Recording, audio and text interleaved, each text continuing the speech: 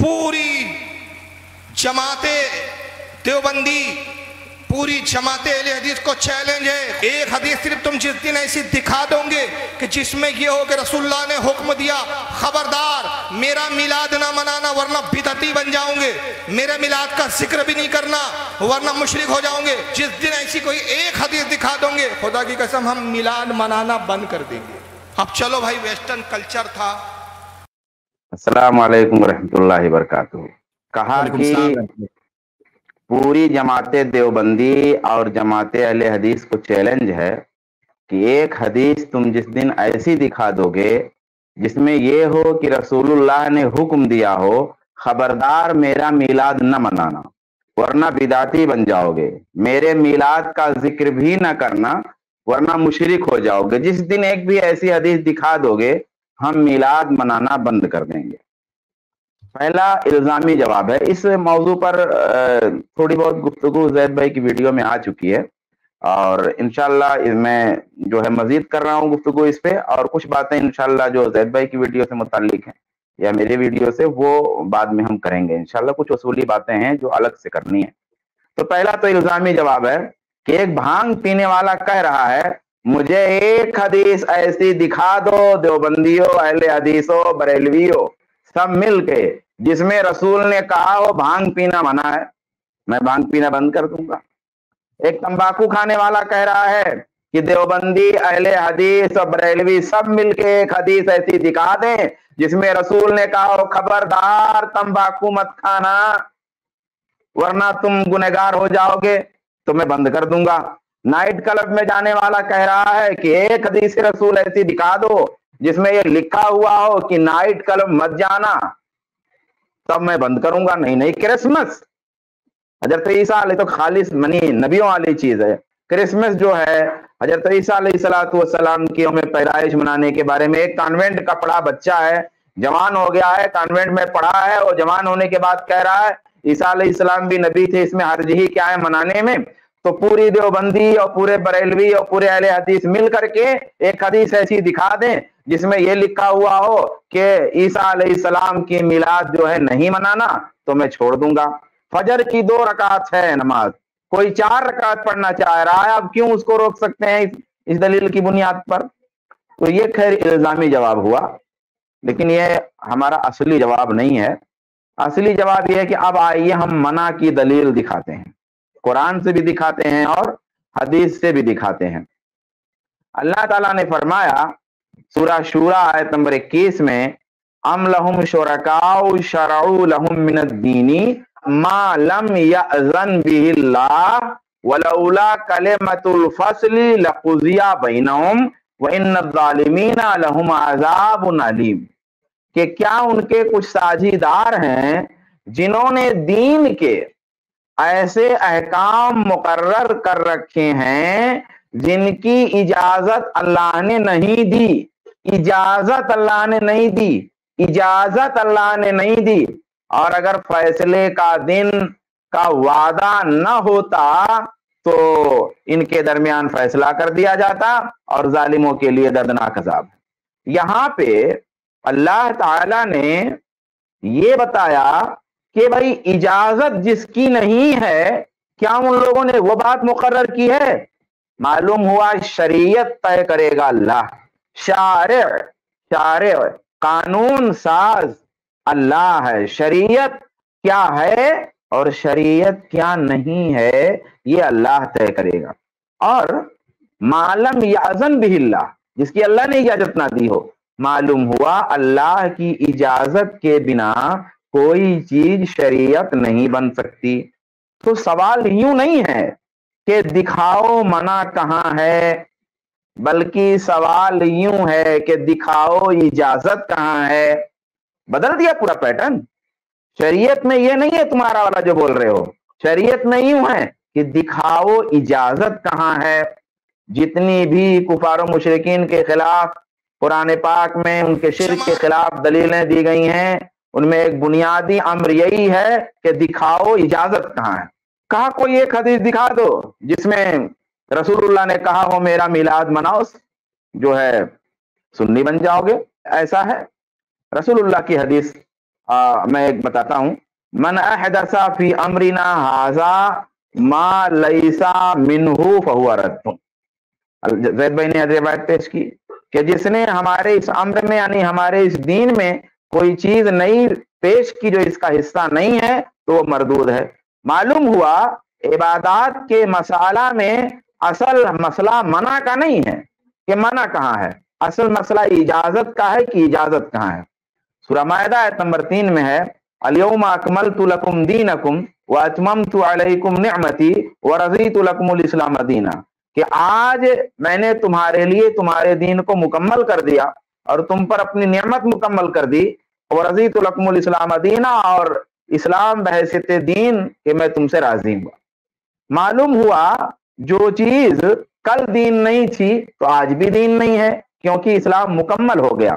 امام مالک رحمت اللہ علیہ اسی آیت سے دلیل پکڑتے ہوئے فرماتے ہیں من ابتدع فی الاسلام بدعتا یراھا حسنتا، کہ جس نے دین میں کچھ نیا نکالا اور اس کو وہ اچھا سمجھتا ہے۔ من ابتدع فی الاسلام بدعتا، جس نے دین میں کوئی نئی بدعت رائج کیا، یراھا حسنتا، اسے وہ اچھا سمجھتا ہے، فقد زعم ان محمدا قد خان الرسالہ، تو گویا اس نے بدگمانی کیا کہ محمد صلی اللہ علیہ وسلم نے نعوذ باللہ رسالت میں خیانت کیا۔ فما لم یکن یومئذ دینا لا یکون اليوم دینا، تو جو چیز اس دن دین نہیں تھی وہ آج بھی دین نہیں۔ یہ جو دلیلیں میں نے قرآن حدیث کی پیش کی، ان سے سلف نے یہ اصول نکالا ہے کہ کوئی بھی عبادت جس کا ثبوت نہیں ہے وہ منع ہے، کوئی بھی عبادت جس کا ثبوت نہیں ہے وہ منع ہے۔ اب یہ میں نے نہیں نکالا ہے، دیکھیے دلیل بھی ہے اور اس دلیل سے علماء نے جو نکالا ہے مسئلہ وہ بھی موجود ہے۔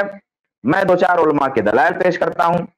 حافظ ابن حجر رحمت اللہ علیہ، بھائی آپ بھی ان کو مانتے ہو ہم بھی ان کو مانتے ہیں، وہ کہتے ہیں الاصل فی العبادات التوقف، عبادات میں اصل توقف ہے، یعنی رکے رہنا ہے، یعنی دلیل کے بغیر عبادت نہیں ہوگی۔ ابن دقیق العید فرماتے ہیں الغالب علی العبادات التعبد وماخذها التوقیف، مفہوم اس کا یہ ہے کہ عبادات کے مسئلے میں اصل مسئلہ، غالب تر مسئلہ تعبد کا ہے، اس کا ماخذ توقیف ہے، بغیر دلیل کی عبادت نہیں ہوگی۔ احکام الاحکام میں یہ بات ان کی موجود ہے۔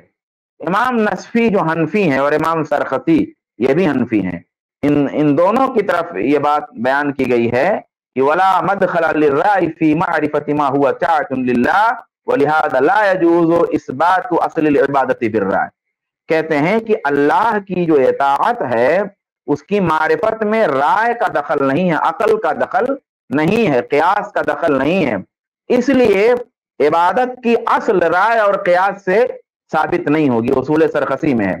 اسی طریقے سے حنبلی ہیں امام عبد الرحمن بن قاسم، وہ لکھتے ہیں اجمع اہل العلم ان الاصل فی العبادات التشریع، کہ اہل علم کا اس بات پہ اجماع ہے کہ عبادات میں اصل چیز ہے کہ وہ مقرر ہو، طے ہو اللہ و رسول کی جانب سے، اگر طے نہیں ہے تو کوئی عبادت آپ نہیں کر سکتے۔ اب یہ ہوا اصل جواب۔ اب باقی کسی چیز پہ خوش ہونا الگ ہے اور اس خوشی کو منانا الگ ہے۔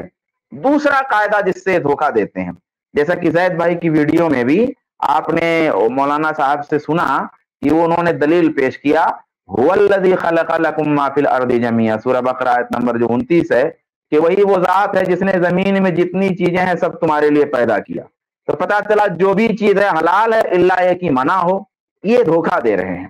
اصل میں دو اصول ہے قرآن و حدیث میں، ایک یہ ہے الاصل فی العبادات المنع، عبادات کے معاملے میں اصل قاعدہ یہ ہے کہ منع ہے جب تک کہ اجازت نہ ہو، اور معاملات کے باب میں اصل یہ الاصل فی الاشیاء الاباحہ، چیزوں میں اور معاملات میں، عادات میں کئی الفاظ وارد ہیں علماء سے، اصل یہ ہے کہ حلال ہے۔ تو یہ جو آیت ہے اس آیت میں اشیاء کا، عادات کا اور معاملات کا بیان ہے، اور جو میں نے آیت پیش کی اور من احدث فی امرنا ھذا والی دلیل پیش کی اس میں بیان عبادات کا ہے۔ تو عبادات میں اصل یہ ہے کہ کوئی بھی عبادت بغیر اجازت کے نہیں ہو سکتی، اور چیزوں میں، عادات میں، معاملات میں اصل یہ ہے کہ کوئی بھی چیز حرام نہیں ہوگی اللہ یہ کی دلیل ہو. تو یہاں سے دھوکہ دیا جاتا ہے کہ چیزوں میں اصل علت ہے. تو یہ وہ چیز ہے جس کو یہ حضرات عبادت کے بعد میں پیش کرتے ہیں. جیسا کہ نعیم الدین مراد آبادی بریلوی عالم ہے، ان کے سلف کا بھی یہی طریقہ. وہ لکھتے ہیں اس آیت سے ثابت ہوا کہ جس امر کی شرع میں ممانعت نہ آئی ہو وہ مباح ہے. بالکل صحیح ہے. جس امر کی شریعت میں ممانعت نہ آئی ہو یعنی اس کا تعلق اگر اشیاء سے ہے، عادات سے ہے، معاملات سے ہے تو حلال ہے. یہ عبادات کے مسئلے میں یہ بات نہیں کہی گئی ہے. عبادات کا اصول الگ ہے.